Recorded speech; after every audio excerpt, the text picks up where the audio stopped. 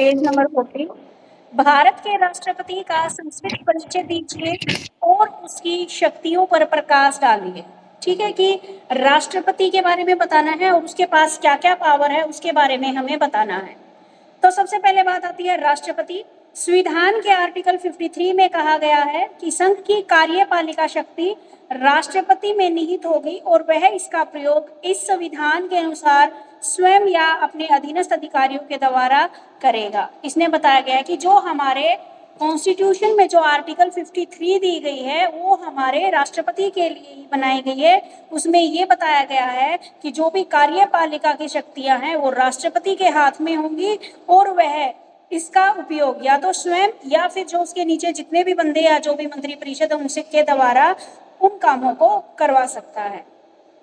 ठीक है। भारत में संसदीय शासन प्रणाली की स्थापना होने के कारण राष्ट्रपति नाम मात्र का अध्यक्ष है। वास्तविक रूप में वह इन शक्तियों का प्रयोग प्रधानमंत्री और मंत्री परिषद के अन्य सदस्यों के परामर्श के अनुसार ही करता है।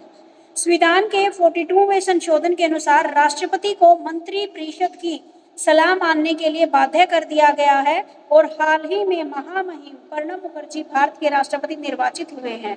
यानी कि एट प्रेजेंट तो कौन है हमारी द्रौपदी मुर्मू। यानी कि ये बुक उस टाइम लिखी गई होगी जिस टाइम पे वे थे। तो इसमें बोला गया है कि जो हमारा राष्ट्रपति तो नाम मात्र का एक अध्यक्ष है, जितने भी काम हैं उसको प्रधानमंत्री और मंत्री परिषद के सलाह के अनुसार ही करने पड़ते हैं। ठीक है। और हाल में हमारी महामहिम कौन है? द्रौपदी मुर्मू। राष्ट्रपति पद के लिए क्या क्या योग्यताएं होनी चाहिए? भाई किसी को, तुम में से मान लो किसी को राष्ट्रपति बनना है तो क्या क्या होना चाहिए तुम्हारे पास? भारत का नागरिक हो, जिसकी आयु कम से कम 35 वर्ष हो, उसमें वे सभी योग्यताएं हों जो एक लोकसभा का सदस्य चुने जाने के लिए आवश्यक हैं। वह संघ सरकार, राज्य सरकार या इसके द्वारा नियंत्रित किसी भी स्थानीय सरकार के अधीन किसी लाभ के पद पर कार्य न कर रहा हो। ध्यान रहे, राष्ट्रपति, उपराष्ट्रपति, राज्यपाल या मंत्रियां या संसद या विधानसभा के सदस्यों के पद को लाभ का पद नहीं माना जाता, इसलिए उपयुक्त नियम इस पर लागू नहीं होता। परंतु यदि उनमें से कोई राष्ट्रपति पद के लिए चुन लिया जाए तो उसे अपने पहले पद से त्याग पत्र देना पड़ेगा। राष्ट्रपति संघीय संसद अथवा किसी राज्य विधानमंडल का सदस्य नहीं हो सकता। यदि वह इसका सदस्य है तो राष्ट्रपति का पद ग्रहण करने पर उसे त्याग पत्र देना पड़ेगा। अब देखो भाई, राष्ट्रपति के लिए क्या क्या योग्यताएं होनी चाहिए? वे भारत का नागरिक हो, कम से कम उसकी एज 35 वर्ष होनी चाहिए। ठीक है। वे सारी योग्यताएं होनी चाहिए जब लोकसभा के सदस्य को चुने जाने पर होती है। ठीक है। और वह किसी भी लाभ के पद पर यानी कि किसी भी जॉब के अंदर नहीं होना चाहिए। ठीक है। यहाँ पर बताया गया है, मान लीजिए वह संसद में या विधानसभा में किसी भी सदस्य के रूप में काम करा तो उसको जब राष्ट्रपति बनेगा तो ये पद छोड़ना पड़ेगा। उसके बाद 5वां बोला गया है, राष्ट्रपति किसी भी राज्य विधानमंडल का सदस्य नहीं हो सकता। यदि वह सदस्य है तो राष्ट्रपति बनने पर उसे वो पद छोड़ना पड़ेगा। अब आता है राष्ट्रपति का कार्यकाल। 5 वर्ष का होता है भारत के अंदर राष्ट्रपति का कार्यकाल। यह समय उस तारीख से शुरू हो जाता है जिस दिन से राष्ट्रपति अपना पद संभालता है। एक व्यक्ति कितनी ही बार इस पद के लिए चुना जा सकता है? ठीक है। यानी कि कितनी ही बार चुने जाए, जरूरी नहीं कि एक बार राष्ट्रपति बन गया तो दोबारा नहीं बनेगा, तो वह कितनी बार चुना जा सकता है। राष्ट्रपति चाहे तो वह 5 वर्ष से पहले भी अपने पद से त्याग पत्र दे सकता है। अब क्या है, राष्ट्रपति के खिलाफ देश की किसी भी अदालत में मुकदमा नहीं चलाया जा सकता, परंतु यदि राष्ट्रपति कॉन्स्टिट्यूशन का उल्लंघन करता है तो उसे संसद में महाभियोग द्वारा पद से हटाया जा सकता है। इम्पीचमेंट, महाभियोग, यानी कि आपके 2/3 व्यक्ति उसके विरुद्ध वोट कर देंगे तो फिर उसको हटा दिया जाएगा। तो ये था कार्यकाल। 5 साल का कार्यकाल होता है। जिस दिन से वह शपथ लेता है उसी दिन से कार्यकाल शुरू हो जाता है। ठीक है। और किसी भी कानून के अंदर, किसी भी न्यायालय के अंदर राष्ट्रपति के खिलाफ का मुकदमा दायर नहीं किया जा सकता। हाँ, बस उसको महाभियोग, अगर वह उल्लंघन करता है नियमों का तो उसके खिलाफ महाभियोग चलाया जा सकता है। अब है राष्ट्रपति की शक्तियां व अधिकार की। जो हमारा राष्ट्रपति है, ठीक है, तो उसके पास क्या क्या पावर है और क्या क्या उसके पास राइट है। एक तो है कार्यपालिका संबंधी शक्तियां हैं उसके पास, दूसरा विधायी शक्तियां हैं उसके पास, और तीसरा वित्तीय शक्तियां, फाइनेंशियल पावर है उसके पास, न्याय संबंधी जुडिशरी पावर है उसके पास। ठीक है, देखिए भाई, अधिकार और शक्तियां, कार्यपालिका से संबंधित जो राष्ट्रपति है वह संघ की कार्यपालिका का अध्यक्ष होता है। ठीक है, तो कार्यपालिका की समस्त शक्तियां इसके हाथ में होती है। ठीक है, सारे देश का शासन उनके नाम से चलता है। राष्ट्रपति कई आयोगों जैसे भाषा आयोग, वित्त आयोग, योजना आयोग और अन्य पिछड़े वर्गों की दशा में सुधार से संबंधित आयोग के सदस्यों की नियुक्ति करता है। और क्या अधिकार है भाई इसको? मान लीजिए कोई भी लैंग्वेज कमीशन बनाया है, फाइनेंस कमीशन बनाया है, प्लानिंग कमीशन बनाया है, या फिर कोई भी हमारे पिछड़े वर्ग हैं उनकी दशा को सुधारने के लिए कोई भी कमीशन बनाया है, तो उसके सदस्यों की नियुक्ति भी राष्ट्रपति के द्वारा की जाती है। और राष्ट्रपति ही क्या है? प्रधानमंत्री की नियुक्ति करता है। और प्रधानमंत्री के परामर्श पर मंत्रियों को पद से हटाने का अधिकार भी राष्ट्रपति को है। उसके बाद controller and auditor general of India, राष्ट्रपति राज्य के राज्यपालों, भारत के महान्यायवादी, महालेखा परीक्षक, संघीय लोक सेवा का अध्यक्ष तथा अन्य सदस्य, उपराज्यपाल और मुख्य सचिव आयोग, चीफ इलेक्शन कमीशन की नियुक्ति करता है। अब देखो भाई, किस किस की नियुक्ति कर सकता है राष्ट्रपति? जितने भी गवर्नर हैं, जितने भी controller and auditor general of India है, चीफ इलेक्शन कमीशन है, इनकी नियुक्ति भी कौन करता है? राष्ट्रपति करता है। राष्ट्रपति सेनाओं का मुख्य सेनापति, कमांडर इन चीफ है। वह थल सेना, जल सेना और वायु सेना में उच्च अधिकारियों की नियुक्ति करता है। अब देखो भैया, एक बार फिर से रिपीट करती हूँ मैं, कार्यपालिका संबंधी क्या क्या शक्तियां हैं। एक तो कार्यपालिका का अध्यक्ष होता है, तो सारा शासन उनके राष्ट्रपति के नाम से ही चलता है। जितने भी आयोग हैं, तो आयोगों की स्थापना करने के बाद जो सदस्य हैं उनकी नियुक्ति भी राष्ट्रपति ही करता है। ठीक है, प्रधानमंत्री की नियुक्ति भी कौन करता है? राष्ट्रपति द्वारा की जाती है। राज्यों में कोई भी गवर्नर करना, सिलेक्ट करना है, या control auditor general of India बनाना, या चीफ इलेक्शन कमिश्नर सिलेक्ट करना है, तो ये भी राष्ट्रपति के द्वारा किया जाता है। और राष्ट्रपति क्या होता है? कमांडर इन चीफ होता है तीनों सेनाओं में, जल सेना, ठीक है, वायु सेना और थल सेना, तीनों के उच्च अधिकारियों की नियुक्ति भी राष्ट्रपति करता है। तो ये थी उसकी कार्यपालिका संबंधी पावर। अब है विधान संबंधी क्या क्या शक्तियां हैं। संसद का अधिवेशन बुला सकता है, यानी कि संसद में क्या है, मीटिंग बुला सकता है, और उसे क्या है, एकदम से रोक भी सकता है।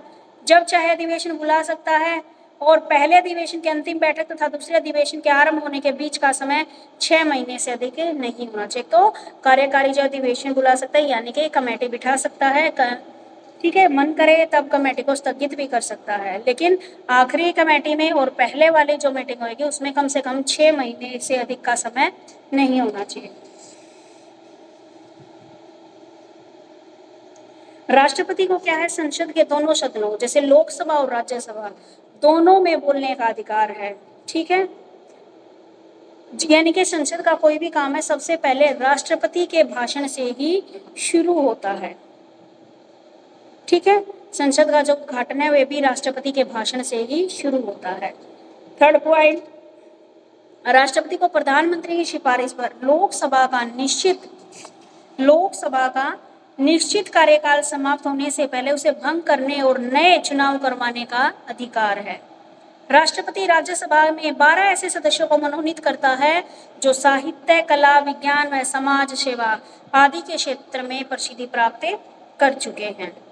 नए राज्यों का निर्माण करने अथवा राज्य के नाम या सीमाओं में परिवर्तन करने संबंधी बिल संसद में राष्ट्रपति की पूर्व स्वीकृति से ही पेश किया जा सकता है। अब देखो भाई, विधायी क्या क्या शक्तियां हैं, क्या क्या पावर है। एक तो राष्ट्रपति संसद में अधिवेशन बुला सकता है, उसकी मर्जी तब उसको रोक भी सकता है, लेकिन कम से कम ये जो बैठक बुलाता है उसमें 6 से ज्यादा महीने का अंतर नहीं होना चाहिए।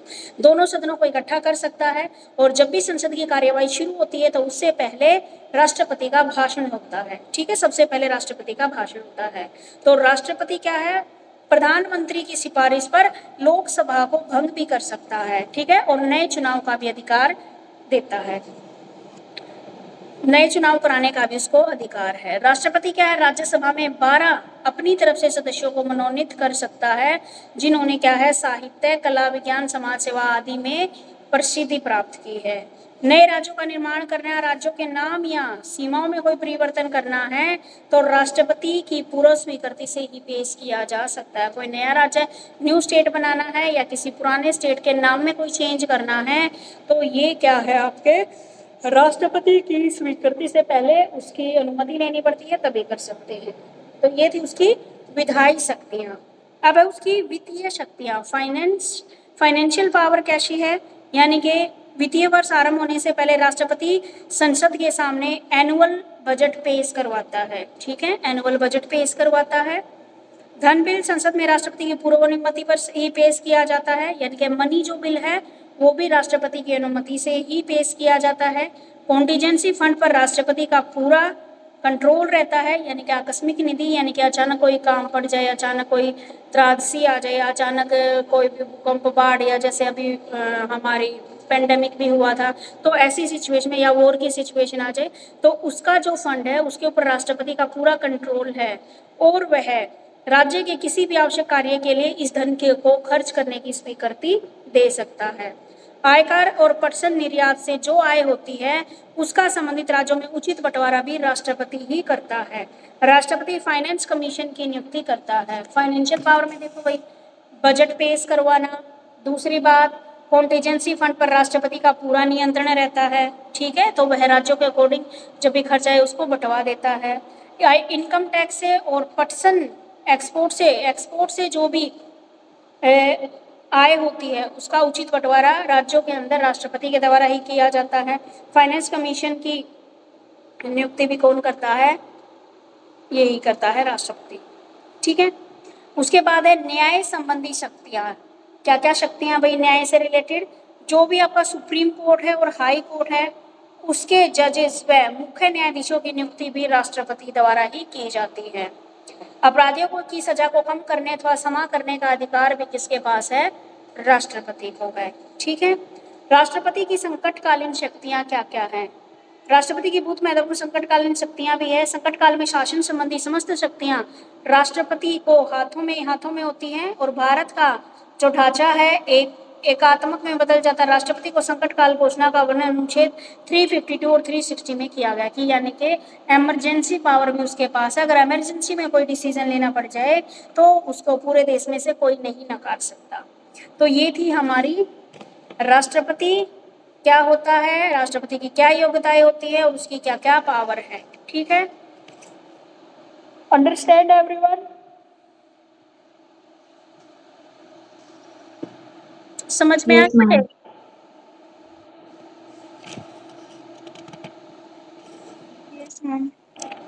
ओके ओके, चलिए आगे देखते हैं अगला क्वेश्चन। कार्यपालिका के अर्थ, संरचना और कार्यों पर प्रकाश डालिए। कार्यपालिका क्या होती है? कार्यपालिका का अर्थ, कार्यपालिका सरकार का दूसरा महत्वपूर्ण अंग है जो विधायिका द्वारा बनाए गए कानूनों को लागू करती है तथा उसके अनुसार देश का शासन चलता है। वास्तव में यह वह धुरी है जिसके चारों ओर राज्य का प्रशासन तंत्र घूमता है। व्यापक अर्थों में कार्यपालिका शब्द का प्रयोग उन सभी सरकारी अधिकारियों या कर्मचारियों से लिया जाता है जो विधायिका द्वारा बनाए गए कानूनों को लागू करते हैं। डॉक्टर गार्नर के शब्दों में व्यापक तथा सामूहिक अर्थ में कार्यपालिका में वे सभी कर्मचारी तथा संस्थाएं आ जाती हैं जिनका संबंध राज्य की इच्छा को लागू करने से है और वह इच्छा कानून के रूप में प्रकट की गई है। इस परिभाषा के अनुसार कार्यपालिका में निम्नलिखित शामिल किए जाते हैं: राज्य का अध्यक्ष, प्रधानमंत्री, मंत्रिपरिषद के सभी सदस्य और लोक सेवाएं। ठीक है, देखो भाई क्या है कार्यपालिका का अर्थ। कार्यपालिका जो कि विधानसभा या विधायिका द्वारा जो भी कानून बनाए जाते हैं उनको लागू कौन करवाता है, कार्यपालिका। ठीक है, देश की जो शासन व्यवस्था है वो किसके द्वारा चलती है, कार्यपालिका के द्वारा। ठीक है, जितने भी सरकारी अधिकारी है, कर्मचारी हैं, उन वे सारे किसके अंतर्गत आते हैं, उन सब के लिए कानून को कौन लागू करता है, कार्यपालिका। तो मेन क्या है, कार्यपालिका हमारे लिए बहुत महत्वपूर्ण है। जितने भी देश के अंदर कानूनों को लागू करवाया जाता है वो किसके द्वारा, कार्यपालिका के द्वारा करवाया जाता है। ठीक है, जो देश का प्रशासन तंत्र है वह भी कार्यपालिका के अकॉर्डिंग ही काम करता है। अब इसमें राज्य के जितने भी अध्यक्ष हैं, प्रधानमंत्री हैं, मंत्री परिषद के सभी सदस्य हैं और सिविल सर्विसेज सारी की सारी इसी के अंदर कार्यपालिका के अंदर ही शामिल होती हैं। अब देखते हैं भाई कार्यपालिका क्या क्या काम करती है। एक तो प्रशासन संबंधी कार्य करती है, दूसरा सैनिक कार्य करती है, तीसरा विदेशों के साथ संबंध, चौथा विधायी कार्य, पांचवा है न्याय संबंधी कार्य, 6 है आपका वित्तीय कार्य, 7 है आपकी नियुक्तियां। ठीक है, प्रशासन संबंधी कार्य तो कार्यपालिका का मुख्य कार्य विधायिका द्वारा, एक बार आते हैं इनको 1 बाय 1 एक बार पढ़ दे बेटे। Okay ma'am. प्रशासन संबंधी कार्य कार्यपालिका का मुख्य कार्य विधायिका द्वारा बनाए गए कानूनों को लागू करना तथा उनके अनुसार सारे देश के प्रशासन को चलाना है। शासन का कार्य आमतौर पर कई विभागों में बांट दिया जाता है और प्रत्येक विभाग का अध्यक्ष एक मंत्री होता है। कानून को वास्तविक कार्य रूप देने के लिए नागरिक सेवाओं अथवा राज्य कर्मचारियों की नियुक्ति की जाती है। देश में शांति तथा व्यवस्था बनाए रखना भी कार्यपालिका का कार्य है। इसके लिए पुलिस का प्रबंध करती है। अब देखो भाई प्रशासन संबंधी क्या कार्य है। सबसे पहले तो क्या है, कार्यपालिका का मेन काम है कानून को लागू करना। ठीक है, तो प्रशासन के जितने भी काम हैं उनका बंटवारा कर दिया जाता है इसके अंदर, और हर एक जो डिपार्टमेंट है उसका एक मंत्री घोषित कर दिया जाता है। जैसे ये आ गया आपका भाई कोई फाइनेंस मिनिस्टर हो गया, कोई आपका एजुकेशन मिनिस्टर हो गया, कोई कृषि मंत्री हो गया, और मतलब अलग अलग डिपार्ट, कोई परिवहन मंत्री हो गया, कोई रेल मंत्री हो, ऐसे करके क्या है सबको काम बांट दिए जाते हैं इसके अंदर। और क्या है, देश के अंदर भी हर एक राज्य के अंदर भी शांति व्यवस्था बनाई जाए, इसके लिए सिविल सर्विसेज और राज्य के अंदर जितने भी कर्मचारी हैं उनकी नियुक्ति की जाती है। ठीक है, तो इसके लिए क्या है, पुलिस का जो मैनेजमेंट है वो भी किसके द्वारा किया जाता है, कार्यपालिका के द्वारा ही किया जाता है। सेकंड है सैनिक कार्य। बाहरी आक्रमणों से देश की सुरक्षा करना भी कार्यपालिका का कार्य है। इसके लिए कार्यपालिका थल सेना, वायु सेना तथा जल सेना का प्रबंध करती है। राज्य का अध्यक्ष देश की सेनाओं का मुख्य सेनापति होता है और उसी के द्वारा ही सेना के उच्च अधिकारियों की नियुक्ति की जाती है। युद्ध के समय कार्यपालिका ही सैनिक नीति निर्धारित करती है तथा सेना का संचालन करती है। देखो भाई सैनिक कार्य, मान लीजिए हमारे देश में कोई भी बाहरी आक्रमण कर देता है, जैसे अभी हाल फिलहाल में चला भी था हमारा भारत और पाकिस्तान के साथ। ठीक है, तो बाहरी आक्रमणों से देश की रक्षा करने का भी काम किसका है, कार्यपालिका है। तो वह तीनों सेनाओं का मैनेजमेंट करती है, और देश क्या क्या है, सेनाओं का मुख्य सेनापति होता है राज्य का अध्यक्ष, उसी के द्वारा सेना के जितने भी हायर पोस्ट पर है उन अधिकारियों की नियुक्ति की जाती है। और युद्ध के समय सैनिक नीति निर्धारित करना और सेना का संचालन करना, ये भी क्या है, कार्यपालिका का ही काम है। नेक्स्ट है विदेशों के साथ संबंध। अन्य देशों के साथ संबंध स्थापित करने का कार्य भी कार्यपालिका द्वारा किया जाता है। विदेशों में भेजे जाने वाले राजदूतों की नियुक्तियां कार्यपालिका द्वारा की जाती है और कार्यपालिका का अध्यक्ष ही अन्य देशों से आने वाले राजदूतों का स्वागत करता है। अन्य देशों के साथ संधियां और तथा समझौते भी कार्यपालिका द्वारा किए जाते हैं। देखो विदेशों के साथ कोई भी संबंध अच्छे बनाने तो ये भी कार्यपालिका का ही काम है। ठीक है, दूसरे देशों से कोई राजदूत आता है उसका स्वागत करना, दूसरे देशों के साथ कोई भी हमने कॉन्ट्रैक्ट साइन करना है, तो वो सारे काम भी कार्यपालिका के द्वारा ही किए जाते हैं। नेक्स्ट है विधायी कार्य। यद्यपि कानून बनाना विधानमंडल का कार्य है, परंतु कार्यपालिका भी इस क्षेत्र में महत्वपूर्ण भूमिका निभाता है। संसदीय शासन प्रणाली में मंत्री संसद के सदस्य होते हैं और वे संसद में बिलों को पेश करते हैं तथा उन्हें पास करवाते हैं। राज्य का अध्यक्ष संसद द्वारा पास किए गए बिलों को अस्वीकार करने का भी अधिकार रखता है। विधानमंडल की बैठकें प्राय कार्यपालिका के अध्यक्ष द्वारा ही बुलाई तथा स्थगित की जाती हैं। कार्यपालिका का अध्यक्ष विधायिका के अवकाश काल में अध्यादेश जारी कर सकता है। अब देखो भाई विधायी कार्य, वैसे तो ये विधानमंडल का काम होता है, लेकिन कानून को लागू करवाने में कार्यपालिका की महत्वपूर्ण भूमिका होती है। ठीक है, वे जो हमारी शासन प्रणाली है उसमें मंत्री संसद के सदस्य होते हैं, और वे संसद में जितने भी बिल पेश किए जाते हैं उनको पास करवाने का काम ये कार्यपालिका करती है। ठीक है, और बिलों को अस्वीकार करने का भी अधिकार रखती है, अगर पास करवा सकती है तो उसको अस्वीकार करने का भी अधिकार इसके पास है। तो जितनी भी बैठकें होती हैं तो उसमें कार्यपालिका के अध्यक्ष द्वारा ही बुलाई और स्थगित की जाती हैं। कार्यपालिका का अध्यक्ष ही अवकाश के अध्यादेश जारी कर सकता है कि कल अवकाश रहेगा या नहीं रहेगा। ठीक है, तो ये होते इसके विधायी कार्य है। नेक्स्ट है न्याय संबंधी कार्य। कार्यपालिका कुछ न्याय संबंधी कार्य करती है। सर्वोच्च न्यायालय तथा उच्च न्यायालय के न्यायाधीशों की नियुक्ति कार्यपालिका के अध्यक्ष द्वारा की जाती है। कार्यपालिका के अधिकारी कानून को तोड़ने वालों को पकड़कर न्यायालय के सामने पेश करते हैं। कार्यपालिका के अध्यक्ष को किसी भी अपराधी के दंड को क्षमा करने अथवा कम करने का अधिकार होता है। अब देखो भाई, न्याय संबंधी कार्य है कि यानी कि जो आपका सुप्रीम कोर्ट है और हाई कोर्ट है उनके जजों की नियुक्ति करना, ये भी कार्यपालिका के द्वारा किया जाता है। ठीक है, कोई कानून तोड़ने वाला है तो उसको पकड़कर न्यायालय के सामने पेश करना, किसी भी अपराधी को दंड को क्षमा करने और कम करने का भी अधिकार कार्यपालिका के पास है। नेक्स्ट है वित्तीय कार्य। वार्षिक बजट राय कार्यपालिका के द्वारा तैयार किया जाता है और संसद की मंजूरी के लिए पेश किया जाता है। संसद को करों के घटाने बढ़ाने का सुझाव कार्यपालिका द्वारा ही दिया जाता है।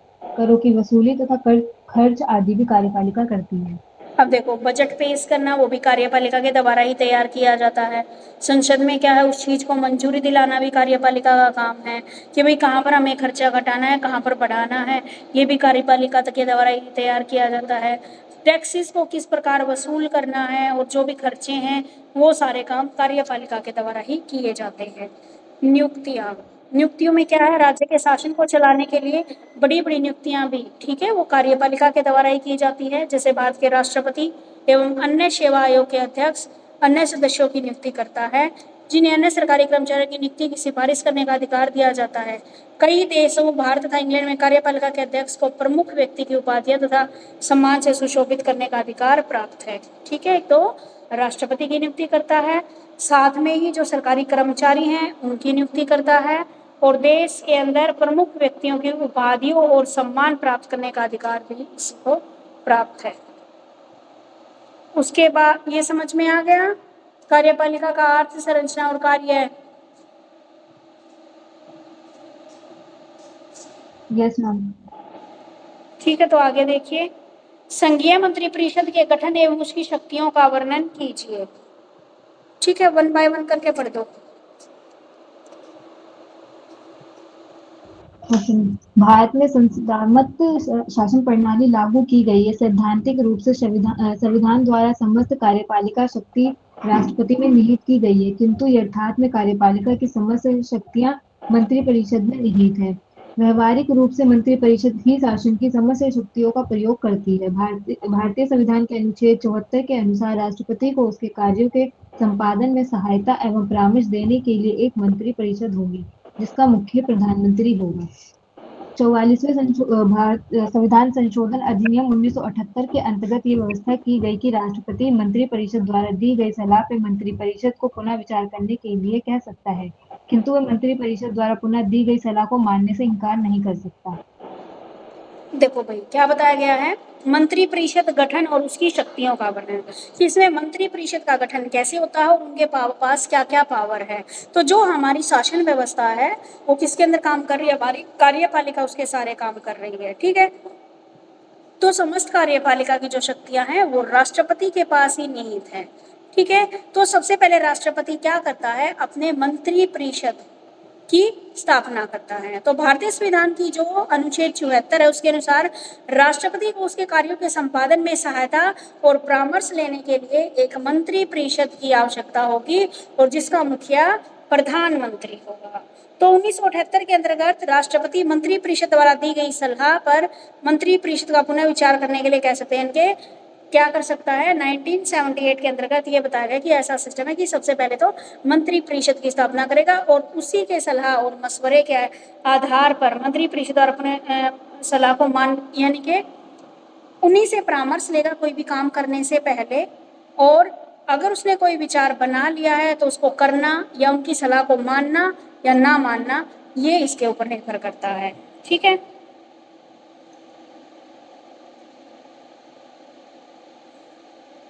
हम आगे बढ़े। हाँ जी। संघीय मंत्रिपरिषद का गठन। संविधान के अनुच्छेद 75 के अंतर्गत राष्ट्रपति प्रधानमंत्री की नियुक्ति करता है, किंतु राष्ट्रपति प्रधानमंत्री की नियुक्ति अपनी इच्छा से नहीं कर सकता, क्योंकि जिस दल को लोकसभा के चुनावों में बहुमत प्राप्त होता है उसी दल के नेता को राष्ट्रपति प्रधानमंत्री नियुक्त करता है। मई 2014 16वीं लोकसभा के चुनावों में राष्ट्रपति ने भाजपा के नेतृत्व में राष्ट्रीय जनतांत्रिक गठबंधन के नेता नरेंद्र मोदी को प्रधानमंत्री के रूप में नियुक्त किया। मंत्रिपरिषद के अन्य सदस्यों की नियुक्ति राष्ट्रपति प्रधानमंत्री की सलाह से करता है।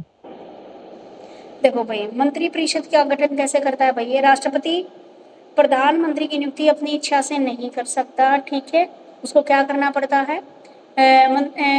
चुनाव के द्वारा, यानी कि अपनी मर्जी से वह किसी को प्रधानमंत्री नहीं बना सकता। चुनाव के द्वारा जिस पार्टी के पास सीटें जितनी ज़्यादा होगी उसी पार्टी में से एक व्यक्ति को क्या है, प्रधानमंत्री नियुक्त किया जाता है। तो मंत्रिपरिषद के अन्य सदस्यों की नियुक्ति राष्ट्रपति प्रधानमंत्री की सहायता से करता है। पहले तो वोटिंग के जरिए जिसके पास जहाँ सबसे ज़्यादा वोट है उनमें से एक व्यक्ति को वह प्रधानमंत्री बनाता है, फिर प्रधानमंत्री की सहायता से उसकी सलाह पर अपने मंत्रिपरिषद व अन्य सदस्यों की नियुक्ति करता है। उसके बाद आते हैं मंत्रिपरिषद के कार्य। मंत्रिपरिषद के निम्नलिखित कार्य सबसे पहले तो है राष्ट्रीय नीति निर्माण, ठीक है। तो मंत्रिपरिषद का सबसे महत्वपूर्ण कार्य है कि राष्ट्र के लिए पॉलिसी का निर्माण करना, चाहे वह सामाजिक हो, आर्थिक हो, राजनीतिक हो, वह अन्य समस्याओं को हल करने के लिए हो। तो यह राष्ट्रीय नीति का निर्माण करती है। राष्ट्रपति नीतियों का निर्माण करते समय यह अपने दल की नीति और कार्यक्रमों को भी ध्यान में रखती है। तो राष्ट्रीय नीति का निर्माण करना। आपातकालीन शक्तियां हैं भाई कि संकट काल की घोषणा कर जाए, तब मंत्रिपरिषद राष्ट्रपति को संकटकालीन घोषित करने की लिखित सलाह दे सकता है। विभागों के अंदर कोऑर्डिनेशन स्थापित करना, ठीक है, यानी कि सब लोग मिलजुल कर कार्य करें, उनका तालमेल बनाए रहे, इनके लिए क्या ये गाइडलाइंस प्रोवाइड करता है। और मंत्रियों के माध्यम से एक डिपार्टमेंट का एडमिनिस्ट्रेशन दूसरे डिपार्टमेंट के एडमिनिस्ट्रेशन से तालमेल स्थापित करता है, ठीक है। कानून लागू करना एवं व्यवस्था बनाए रखना। मंत्रिपरिषद का एक कार्य संसद द्वारा बनाए गए कानूनों को लागू करना होता है, ठीक है। यानी कि मंत्रिपरिषद का एक कार्य क्या है, जो भी कानून बनाए गए थे, ठीक है, कार्यपालिका के अंतर्गत उनको लागू करवाना, उनको क्रियान्वित करना है, ठीक है। संसदीय शासन प्रणाली में कानून बनाने के कार्य में इसकी उल्लेखनीय भूमिका है। संसद में कानून निर्माण संबंधी अधिकतर विधेयक मंत्रियों द्वारा ही पेश किए जाते हैं। प्रदत्त विधायन के विकास के कारण मंत्रिपरिषद कानून निर्माण के कार्य में उल्लेखनीय भूमिका का निर्वाह करते हैं। उसके बाद है वित्तीय कार्य, यानी कि बजट जो भी बनाकर संसद में प्रस्तुत की जाती है, क्या खर्चे रहेंगे, क्या इनकम रहेगी, इन सब की स्वीकृति भी मंत्रिमंडल के लिए आवश्यक है। तो विवरण तैयार करना मंत्रिमंडल को भेजते हैं और इनको मंत्रिमंडल के परामर्श में अंतिम रूप देते हैं। तो अपने अपने विभागों की जो जो वित्तीय आवश्यकता है वे सब अपना बनाकर मंत्रिपरिषद के पास भेज देते हैं, ठीक है। प्रशासन चलाना, मंत्रिपरिषद में प्रथम स्तर का मंत्री कैबिनेट मंत्री कहलाता है, ठीक है। पहले लेवल का मिनिस्टर कैबिनेट मिनिस्टर कहलाता है और वह अपने डिपार्टमेंट का क्या है, मुखिया होता है और अपने डिपार्टमेंट के प्रशासन के संचालन के लिए उत्तरदायी होता है। मंत्री अपने डिपार्टमेंटल अधिकारियों के सहयोग से कठिन कार्य को भी आसान कर देता है और किसी कार्य में असफल होने की सफल, यानी कि अधिकारी की कठिन से कठिन कार्य को सफल रहते हैं। जब मंत्री अपने किसी कार्य में असफल होने की उम्मीद होती है तो वह ऐसे मामले को मंत्रिमंडल की मीटिंग में रखता है, ठीक है। तो प्रशासन चलाने से रिलेटेड काम भी इसी से होते हैं। अगर कोई अपनी नियंत्रण होता है तो उसकी एक मीटिंग रखी जाती है। अब नियुक्तियों का नियंत्रण, किस किस की भर्ती करनी है, कैसे करनी है, ये सब क्या है महत्वपूर्ण। किसी भी पद पर किस पद पर नियुक्ति करनी है, ये सारे के सारे काम मंत्रिपरिषद के द्वारा किए जाते हैं। जैसे राज्यपाल की, नियंत्रक की, महालेखा परीक्षक की, संघम वित्तीय लोक सेवा आयोग की, वित्त आयोग की, चुनाव आयोग की, ये इतने सारे आयोग बता दिए हैं, ठीक है। तो इनकी नियुक्तियां हैं जो वो मंत्रिपरिषद, और मंत्रिपरिषद किसके अंतर्गत आता है, कार्यपालिका के अंतर्गत। मंत्रिपरिषद की स्थिति, मंत्रिपरिषद के कार्य एवं शक्तियों के अध्ययन से यह प्रतीत होता है कि भारतीय शासन प्रणाली में इसका विशेष स्थान है। अपनी शक्तियों तथा अधिकारों के फलस्वरूप इसको तानाशाह बन जाना स्वाभाविक है। इसके पूर्व की हम मंत्रिपरिषद, विशेष रूप से मंत्रिमंडल की तानाशाही की चर्चा करें। हमारे लिए मंत्रिपरिषद की वास्तविक स्थिति की जानकारी प्राप्त करने के लिए इसका राष्ट्रपति तथा संसद में संबंध समझना अनिवार्य है। तो मंत्रिपरिषद की स्थिति कैसी है, तो मंत्रिपरिषद के कार्य एवं शक्तियों का अध्ययन इस बात से प्रतीत होता है कि जो हमारा सिस्टम है, एडमिनिस्ट्रेशन सिस्टम है, वो किस तरीके से काम कर रहा है। विशेष रूप से मंत्रिमंडल के तानाशाहों की चर्चा की जाती तो मंत्रिपरिषद की वास्तविक स्थिति की जानकारी प्राप्त करने के लिए आपको राष्ट्रपति और संसद के संबंध में समझना आवश्यक होगा। तो ये क्वेश्चन था आपका कार्य राज्य मंत्रिपरिषद, संघीय मंत्रिपरिषद के गठन एवं उसकी शक्तियों का वर्णन कीजिए। समझ में आ गया?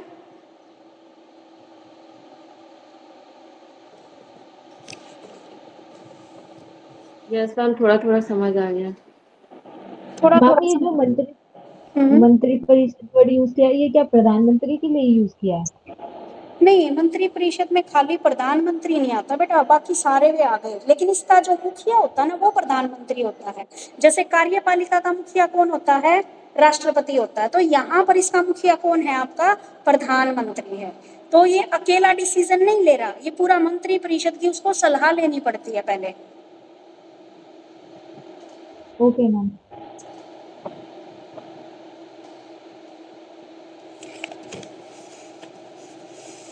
तो इसके सेम ही तो कार्य हैं कार्यपालिका के अंदर जो काम करवाए गए हैं, क्योंकि ये मंत्री परिषद भी किसके अंडर आता है? कार्यपालिका के अंदर आता है। अब है राज्यपाल का संस्कृत परिचय दीजिए और उसकी शक्तियों पर प्रकाश डालिए। अब आती है गवर्नर के बारे में।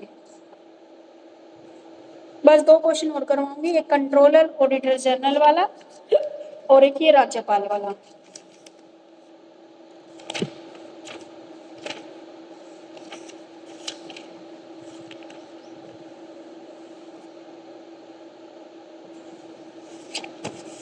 राज्यपाल वाला पढ़ दे आरती।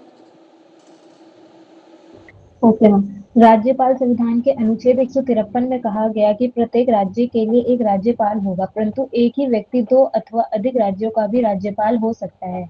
अनुच्छेद 154 में कहा गया है राज्य की कार्यपालिका शक्ति राज्यपाल में निहित होगी और इसका प्रयोग इस संविधान के अनुसार स्वयं या अपने अधीनस्थ अधिकारियों को द्वारा हो करेगा। संविधान के अनुच्छेद 155 के अनुसार राज्यपाल की नियुक्ति राष्ट्रपति द्वारा की जाती है। व्यवहार में राज्यपाल की नियुक्ति राष्ट्रपति प्रधानमंत्री के परामर्श के अनुसार ही करता है। राज्यपाल की नियुक्ति करते समय आमतौर पर संबंधित राज्य के मुख्यमंत्री का भी परामर्श लिया जाता है, यद्यपि ऐसा करना आवश्यक नहीं है। देखो, जैसे राष्ट्रपति का है ना, सेम राज्यपाल का होता है। जैसे राष्ट्रपति देश के लिए फर्स्ट व्यक्ति है, ऐसे ही राज्य के लिए जो गवर्नर है, राज्यपाल है, वो पहला व्यक्ति है। वो आता था आपका 53 उसमें सेक्शन में, ये आता है 153 में, और सेम है बिल्कुल डेफिनेशन। उसमें आ गई थी, इसमें आ गई राज्य की कार्यपालिका शक्ति, ठीक है, और उसमें खाली कार्यपालिका आया था, ठीक है, कि पूरे देश की जो कार्यपालिका की शक्तियां हैं वो राष्ट्रपति के हाथ में होती है। तो यहाँ पर एक राज्य की जो कार्यपालिका है, कार्यपालिका यानी कि जितना भी मंत्रिमंडल है, वो उसकी सारी शक्तियां किसके पास हैं? राज्यपाल के पास हैं, ठीक है। तो वह अपनी स्वयं से या अपने अधीनस्थ अधिकारियों के द्वारा काम करवा सकता है, ठीक है। और प्रधानमंत्री, जैसे राष्ट्रपति प्रधानमंत्री से सलाह लेता है, वैसे ही राज्यपाल यहाँ पर मुख्यमंत्री से सलाह लेता है, ठीक है।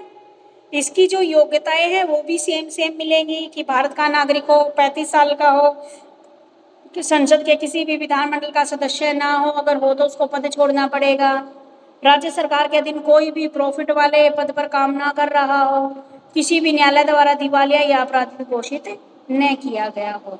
वही राज्यपाल का भी कार्यकाल 5 साल का होता है और इसकी अवधि भी क्या होती है?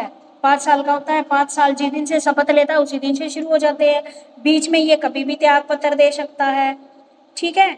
लेकिन इसके खिलाफ इसमें भी क्या है, एक अगर इसको हटाया जा सकता है, 1980 में राष्ट्रपति तमिलनाडु राज्य प्रभु पटवारी के पद से हटा दिया गया था, पद से हटा दिया। 1900 राष्ट्रपति को मोर्चो सरकार ने परामर्श कर सभी राज्यपालों को त्याग पत्र देने को कहा था।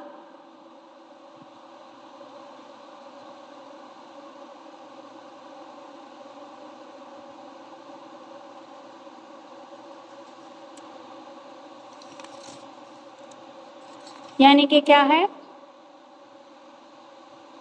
यानी कि ये बोला गया है कि 5 साल के लिए होती है, अवधि समाप्त होने से पहले भी क्या है, वह अपना त्याग पत्र दे सकता है, वैसे नहीं हटा सकते। लेकिन अगर उसने संविधान का उल्लंघन किया है तभी हम उसको हटा सकते हैं। ठीक है, तो इसने बोला अलग अलग जगह के नाम लिए कि फलाने साल में वहाँ पे हटाया गया, 1990 में वहाँ पे हटाया गया, फिर इनकी जगह एक नया गवर्नर नियुक्त कर दिया गया।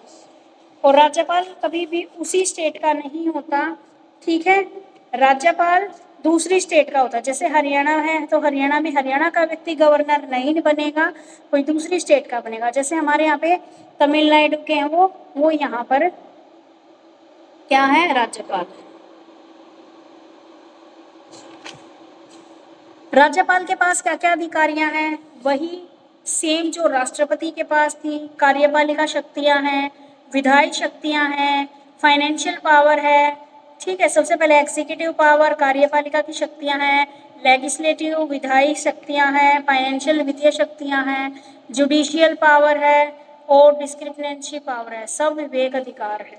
ठीक है, तो राज्यपाल भी जैसे राष्ट्रपति करता है काम, वैसे ही इसके काम है सेम।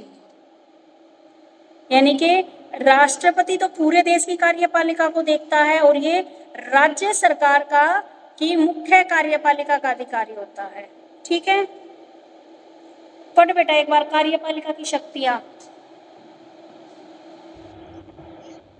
फर्स्ट है राज्यपाल राज्य सरकार का मुख्य कार्यपालिका अधिकारी है और राज्य का प्रशासन उसके नाम पर चलाया जाता है। वे स्वयं अथवा मंत्रिपरिषद की सहायता से राज्य सूची तथा समवर्ती सूची में दिए गए विषयों के कार्यपालिका संबंधी सभी अधिकारों का प्रयोग करता है। राज्य के सभी कानून उनके नाम पर लागू होते हैं। सेकंड है राज्यपाल मुख्यमंत्री की नियुक्ति करता है तथा उसके परामर्श पर अन्य मंत्रियों की नियुक्ति करता है। मुख्यमंत्री के परामर्श पर वो किसी भी मंत्री को पद से हटा सकता है। थर्ड है राज्यपाल मंत्रिपरिषद के किसी निर्णय को उसके पास पुनर्विचार के लिए भेज सकता है। नेक्स्ट है राज्यपाल राज्य लोक सेवा आयोग के अध्यक्ष व अन्य सदस्य तथा एडवोकेट जनरल की नियुक्ति करता है। राज्य के उच्च न्यायालय के न्यायाधीश की नियुक्ति करते समय राष्ट्रपति राज्य के राज्यपाल का भी परामर्श लेता है। लास्ट है वह प्रशासन के बारे में मुख्यमंत्री से किसी भी प्रकार की जानकारी प्राप्त कर सकता है। बिल्कुल सेम है, वही जैसे राष्ट्रपति की दी थी सेम है या एक्सप्लेन करूं?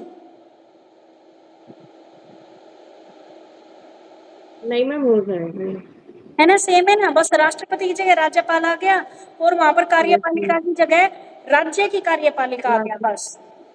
अब इसकी विधायी शक्तियां पढ़ो। यस मैम, फर्स्ट है राज्यपाल जब चाहे राज्य विधानमंडल का अधिवेशन बुला सकता है तथा उसे स्थगित कर सकता है, परंतु दो अधिवेशन के बीच का 6 महीने का काल 6 महीने से अधिक नहीं हो सकता। सेकंड है राज्यपाल राज्य विधानमंडल के दोनों सदनों के संयुक्त अधिवेशन अथवा किसी भी सदन में अलग अलग भाषण दे सकता है।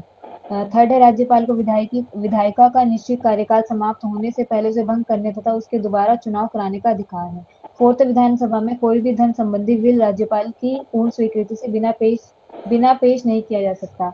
लास्ट है राज्य विधानमंडल द्वारा पास किए गए बिल राज्यपाल के हस्ताक्षरों के बाद ही कानून बनते हैं। राज्यपाल किसी भी बिल को स्वीकृति देने से इनकार कर सकता है और उसे वापस विधानमंडल के पास भेज सकता है, परंतु यदि विधानमंडल उस बिल को दोबारा पास करके राज्यपाल के पास भेजता है तो राज्यपाल उस पर स्वीकृति देनी पड़ती है। आगे फाइनेंशियल पावर पढ़ दो। देखो सेम है वही, इसको एक क्या है, विधानमंडल की अधिवेशन बुलाना पड़ता है, मीटिंग बुलानी पड़ती है। मीटिंग में का 6 महीने से अधिक नहीं होने चाहिए। दोनों सदनों में अलग अलग भाषण दे सकता है। दोबारा चुनाव करने का अधिकार है। राष्ट्रपति को भी सेम अधिकार थे। धन संबंधी बिल राज्यपाल की पूर्ण स्वीकृति के बिना पेश नहीं किया जा सकता, ऐसे ही सेंटर में नहीं किया जा सकता था। ठीक है, राज्य विधानमंडल द्वारा पास किए गए जितने भी बिल हैं उस पर गवर्नर के साइन होने चाहिए, यदि उसे वापस विधानमंडल के पास भेज सकते हैं, परंतु यदि विधानमंडल इस बिल को दोबारा पास करके राज्यपाल के पास भेजता है तो राज्यपाल उसे स्वीकृति दे भी सकता है और मना भी कर सकता है। उसके बाद आती है फाइनेंशियल पावर। राज्यपाल की सिफारिश के बिना कोई धन बिल विधानसभा में पेश नहीं किया जा सकता। सेकंड है प्रत्येक वित्तीय वर्ष आरंभ होने से पहले राज्य के वार्षिक बजट को विधानसभा के सामने पेश कराने का दायित्व राज्यपाल का है। थर्ड है राज्यपाल को राज्य की आकस्मिक निधि से धन खर्च करने का अधिकार है, परंतु उसके द्वारा किए गए खर्च के लिए विधानसभा की स्वीकृति लेनी आवश्यक है। फोर्थ है न्याय संबंधी शक्तियां। राज्यपाल को राज्य के उच्च न्यायालय के मुख्य न्यायाधीश तथा अन्य न्यायाधीशों की नियुक्ति करते समय राष्ट्रपति राज्यपाल की सलाह भी लेता है। सेकंड है राज्यपाल जिला न्यायाधीशों की नियुक्ति करता है। थर्ड है राज्यपाल किसी भी ऐसे व्यक्ति को जिसे राज्य सूची में शामिल विषयों से संबंधित किसी कानून का उल्लंघन करने पर दंड मिला हो क्षमादान कर सकता है, उसके लिए दंड को कम कर सकता है अथवा कुछ समय के लिए उसे स्थगित कर सकता है। फिफ्थ है स्वविवेक अधिकार। राज्यपाल की कुछ स्वविवेचन शक्तियां भी हैं जिनका प्रयोग वे अपनी इच्छा अनुसार करता है, ना कि मंत्रिपरिषद के परामर्श से। अपनी स्वविवेक अधिकार का शक्ति का प्रयोग करते समय राज्यपाल संकटकाल में मुख्यमंत्री की नियुक्ति, बिलों को राष्ट्रपति की स्वीकृति देते हेतु सुरक्षित करना करना तथा राज्य में राष्ट्रपति शासन की सिफारिश करना आदि कार्य कर सकता है। देखो सेम है बिल्कुल। क्या स्वविवेक अधिकार में क्या बताया गया? कुछ स्वविवेचन शक्तियां भी होती है जिससे वह अपनी इच्छा अनुसार प्रयोग कर सकता है, या फिर यदि उसकी इच्छा हुई तो खुद भी डिसीजन ले सकता है, नहीं तो वह मंत्रिपरिषद से परामर्श ले सकता है। ठीक है, आगे आता है अगला अगला क्वेश्चन है, भारत में कंट्रोलर ऑडिटर जनरल की महत्व का परीक्षण कीजिए। ठीक है, कैग भारत का नियंत्रण महालेखा परीक्षक, भारत का कंट्रोलर ऑडिटर जनरल और भारतीय लेखा एवं परीक्षण विभाग का गठन एक साथ भारत के सर्वोच्च अकाउंट परीक्षक संस्था के रूप में किया गया है। भारतीय संविधान के अनुच्छेद 148 में कंट्रोलर महालेखा परीक्षक का प्रावधान है, यानी कि कंट्रोलर ऑडिटर जनरल का प्रावधान है, जो केंद्र व राज्य सरकार के विभागों और उनके द्वारा नियंत्रित संस्थाओं की आय व्यय की जांच करता है। क्या बताया गया भाई? भारत में जो कैग है और जो भी क्या है हमारे अकाउंटेंट के जितने भी डिपार्टमेंट हैं उन सब में क्या इनकम हो रही है, क्या एक्सपेंडिचर हो रही है, उसकी जांच करना कंट्रोलर ऑडिटर जनरल का काम है। ऑडिटिंग होती है हर एक साल, चाहे वो कॉलेज हो, चाहे आपके स्कूल हो, चाहे आपके गवर्नमेंट इंस्टीट्यूशन हो या प्राइवेट इंस्टीट्यूशन हो, उसमें ये पता लगाने के लिए ऑडिटिंग होती है कि ये लोग कहीं पर इनको प्रॉफिट हो रहा हो और ये लॉस दिखा रहे हो। ठीक है, कि कितनी आय हो रही है और कितना व्यय हो रहा है, इसकी ये चेकिंग करते हैं। तो इसमें निम्नलिखित बिंदु स्पष्ट किए गए हैं। भारत के प्रत्येक राज्य तथा विधानसभा में प्रत्येक संघ राज्य क्षेत्र में संचित निधि के सभी प्रकार के व्ययों की संप्रेक्षण व क्या व्यय विधि के अनुसार किया गया, रिपोर्ट प्रदान करें। इसने बोला है कि सबसे पहला काम ये है कि भारत के प्रत्येक स्टेट में कि कितनी वो उनके पास एक्यूमुलेटेड फंड था। ठीक है, कितना फंड था और उन्होंने वो फंड कहाँ कहाँ पर खर्च किया है, ये रिपोर्ट ये मांगते हैं। ठीक है, कि जो गवर्नमेंट से आपको जो भी फंड मिला था वो फंड कहाँ पर आपने खर्च किया है, कितना खर्च किया है, सही से उसका उपयोग हो पाया या नहीं हो पाया है, उसकी रिपोर्ट मांगना। दूसरा, जो भी फंड था उसका लेखा लेकर सभी व्ययों की संप्रेक्षण और उन पर रिपोर्ट देता है। संघ और राज्यों की, ठीक है बात तो हो गई, राज्य के विभाग द्वारा किए गए सभी व्यापार और विनिर्माण के हानि और लाभ लेखाओं के संप्रेक्षण तथा प्रतिवेदन, यानी कि स्टेट के अंदर या सेंटर के अंदर जितने भी क्या है ट्रेड हो रहे, जितने भी व्यापार हो रहे हैं, जितने भी रिकंस्ट्रक्शन का काम हो रहा है, उनसे क्या लाभ हो रहा है, क्या हानि हो रही है, इन सब की रिपोर्ट भी प्रस्तुत करवाता है। ठीक है, उसके बाद राज्य की क्या इनकम है, क्या एक्सपेंडिचर है, क्या उनको सही तरीके से कलेक्शन करने की विधि है, क्या सही उचित तरीके से उनका बंटवारा किया जाता है, ये सारे नियम भी उसमें शामिल हैं। संघ तथा राज्य के राजस्व द्वारा पर्याप्त रूप से वित्त पोषित पर्याप्त रूप से जिनके पास फाइनेंस है, सरकारी कंपनियों के अन्य निगमों एवं निकायों की प्राप्ति व व्यय की संपरीक्षा करता है। ठीक है, यानी कि स्टेट के जितने भी पर्याप्त रूप से जितने भी फाइनेंस के सोर्स हैं, सरकारी कंपनियां हैं, उनसे जो भी रिसिप्ट्स हो रही है, जो भी एक्सपेंडिचर हो रहे हैं, उनकी रिपोर्ट तैयार करता है। देखो भाई, ऑडिटर का काम ही क्या होता है भाई, ये देखना कि काम ढंग से हो रहा है नहीं हो रहा, जो पैसा दिया था वो सही ढंग से यूज हो रहा है या नहीं हो रहा। स्टार्टिंग में जो पैसा दिया था, ऑडिटिंग हमेशा मार्च महीने में होती है, यानी कि लास्ट में होती है। लास्ट में वो देखते हैं कि क्या हो रहा है क्या नहीं हो रहा, किसी में बीच में भी कर देते हैं। ऑडिटिंग आप 3 महीने में भी करवा सकते हो, 6 मंथ में भी, और ईयरली भी करवा सकते हो। ठीक है, तो इनका मेन काम क्या देखना है कि जो भी फंड था सरकार की, जो संचित निधि थी, उसका कहाँ पर प्रयोग किया जा रहा है, लाभ और हानि कितना हो रहा है, ये देखना। प्रत्येक राज्य में इनकम और एक्सपेंडिचर का ब्यौरा देना, उसकी रिपोर्ट तैयार करना। राजस्व में पर्याप्त रूप से, यानी कि स्टेट के पास जो भी रिसोर्सेज है आपके धन कमाने के, या जितने भी रिसिप्ट्स हैं या पेमेंट हैं, उनकी रिपोर्ट तैयार करना। तो कंट्रोलर ऑडिटर जनरल राष्ट्रपति द्वारा नियुक्त किया जाता है और यह एक संवैधानिक पद होता है और इसका कार्य संघ एवं राज्य सरकार के लेखाओं का परीक्षण एवं अंकेक्षण करना है। यानी कि ये क्या है, एक कॉन्स्टिट्यूशनल पद है, ठीक है, संवैधानिक पद है। राज्य सरकार के जितने भी अकाउंटेंट है या ऑडिटिंग करवानी है या फाइनेंस रिलेटेड जितने भी नियम हैं, ये लोक वित्त का संरक्षण होता है। इस प्रकार संपूर्ण वित्तीय क्रियाओं पर निगरानी रखकर वह जनता के धन को उपयुक्त रूप से खर्च करने के लिए बाध्य करता है और अनियमितताओं का पता लगाकर विभिन्न त्रुटियों को पकड़ता है और देश के वित्त की सुरक्षा को निश्चित मतों के व्यय के लिए कंट्रोल ऑडिटर जनरल बहुत अधिक महत्व है, ठीक है। इसने बोला है कि एक संवैधानिक पद है कि जनता का पैसा जो भी टैक्स वगैरह से लिया गया उसका सही उपयोग हो रहा है या नहीं हो रहा है, ये भी यह देखता है, ठीक है। समझ में आया? Yes ma'am. तीनों बच्चों को आ गया समझ में? Yes ma'am. चलिए, तो आज का था हमारा इतना ही।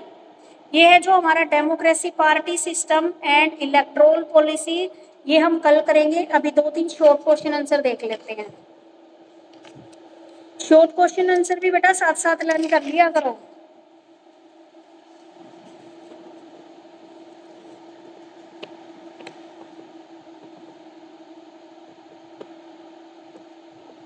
ये आरती 15 वाला हो गया था लास्ट में, परसों वाली क्लास में? नहीं मैम, बस 14 तक हुए थे। 14 तक हुए थे। संसदीय Yes, ma'am. प्रक्रिया में विश्वास प्रस्ताव क्या होता है? विश्वास प्रस्ताव उस प्रोसेस से होता है जिसमें सरकार किसी मुद्दे को लेकर संसद में अपना बहुमत सिद्ध करने का प्रस्ताव प्रस्तुत करती है, ठीक है। क्या होता है भाई संसदीय प्रक्रिया में विश्वास प्रस्ताव? कि कोई भी टॉपिक है उसके ऊपर जब मेजोरिटी से प्रस्तुत किया जाता तो वह विश्वास प्रस्ताव कहलाता है। इसमें पक्ष और विपक्ष दोनों गुटों की क्या होती है, बहस होती है और विश्वास प्रस्ताव में वोटिंग में हार जाता है, ठीक है। विश्वास प्रस्ताव की वोटिंग में हार जाती है तो इसे इस्तीफा देना पड़ता है, लेकिन यदि सरकार इस वोटिंग में जीत जाती है तो संसद में उसका बहुमत सिद्ध हुआ माना जाता है। तो ऐसी स्थिति में विपक्ष अगले 6 माह तक सरकार के विरुद्ध अविश्वास प्रस्ताव नहीं ला सकता। अविश्वास प्रस्ताव यानी कि किसी के ऊपर भी मान लीजिए हमने बिल पास करवाना है तो वो हम बहुमत के साथ संसद में लेकर जाते हैं, उन्हीं के लोगों फिर उनके बीच में डिबेट हो जाती है। मान लीजिए अगर पक्ष वालों ने दिया है, मान लो अविश्वास प्रस्ताव आप लगा लो, बीजेपी और कांग्रेस की सरकार है, बीजेपी वाले चाहते हैं कि हमारा प्रस्ताव पास हो गए तो बहुमत के जरिए उस प्रस्ताव को संसद में पेश करते हैं। फिर जो अपोजिट पार्टी है वो उसके खिलाफ वोटिंग करेगी। अगर मान लो वोटिंग में बीजेपी का जो प्रस्ताव जिन्होंने पास करवाना था वो जीत जाते हैं तो फिर अपोजिट पार्टी वाले क्या है, उनको 6 महीने तक कोई भी वोट डालने का अधिकार नहीं रहेगा, कोई भी अविश्वास प्रस्ताव के विरुद्ध होने का वो नहीं रहेगा, ठीक है। अगर अविश्वास प्रस्ताव जिसने प्रस्तुत किया है अगर वो जीत जाता है, ठीक है, तो ऐसी स्थिति में उसका बहुमत माना जाता है, ठीक है, उसके अंदर, और जो विपक्ष है उसको 6 महीने तक सरकार के विरुद्ध अविश्वास प्रस्ताव पास करने का अधिकार नहीं रहता। तो अविश्वास प्रस्ताव समझ में आ गया?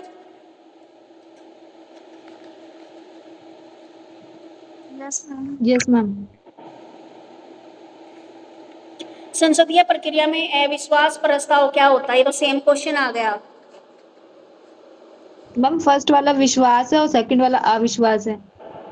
अच्छा अविश्वास है, चलो देखते हैं भाई, मैंने एक ही देख लिया। संसदीय प्रक्रिया में अविश्वास प्रस्ताव, फिर मैंने क्या पढ़ा, विश्वास बोला था अविश्वास बोल रही थी, मेरे को खुद ही नहीं याद। अविश्वास बोले थे। हाँ तो मैं गलत बोली। विपक्ष को यदि लगता है कि सरकार सदन का विश्वास खो चुकी है तो वह सदन में बहुमत को साबित करने के लिए सरकार के विरुद्ध एक प्रस्ताव लाती है, उसे अविश्वास प्रस्ताव कहते हैं। देखो विश्वास प्रस्ताव तो कौन लेके आता है, जिसकी पार्टी है, और अविश्वास प्रस्ताव अपोजिट वाले लेके आते हैं, ठीक है, बस ये डिफरेंस है। मान लो अब यहाँ पर विश्वास प्रस्ताव लेके आना है तो बीजेपी सरकार लेके आएगी, अविश्वास प्रस्ताव अपोजिट में कौन है, कांग्रेस है, तो अविश्वास प्रस्ताव कांग्रेस लेके आएगी सरकार को तोड़ने के लिए। क्या राष्ट्रपति तानाशाह बन सकता है?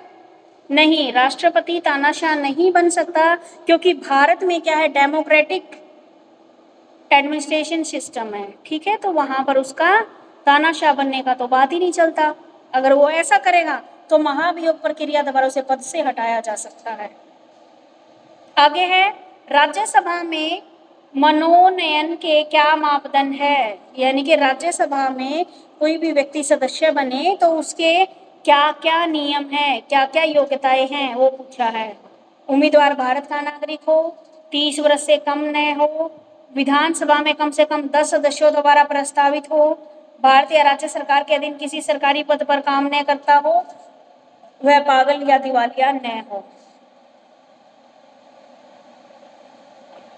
ठीक है, तो ये था। अब कितने रह गए हैं आपके?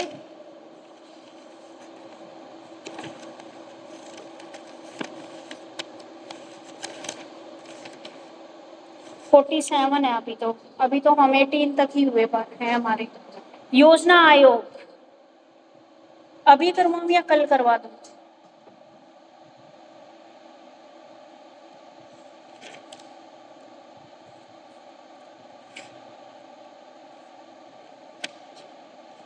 चलो कल करवाती हूँ। 18 तक तो ये कर लेना बेटे, शॉर्ट क्वेश्चन आंसर, और लॉन्ग जितने हमारे हुए हैं, 4 क्वेश्चन हुए हैं शायद आज, वो कर लेना।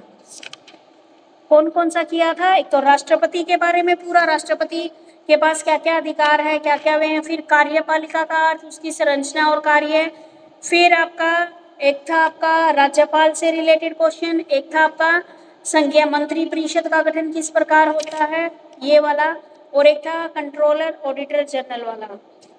ठीक है, उसके महत्व पर प्रकाश डाले कि उसका क्या महत्व है। ठीक है, ये 4-5 क्वेश्चन ये करने हैं, और जो 4-5 क्वेश्चन आपने उसके किए हैं वो वाले क्वेश्चन करने हैं। ठीक है, समझ में आ गए तीनों को? ओके। ठीक है, तो फिर मिलते हैं नेक्स्ट क्लास में।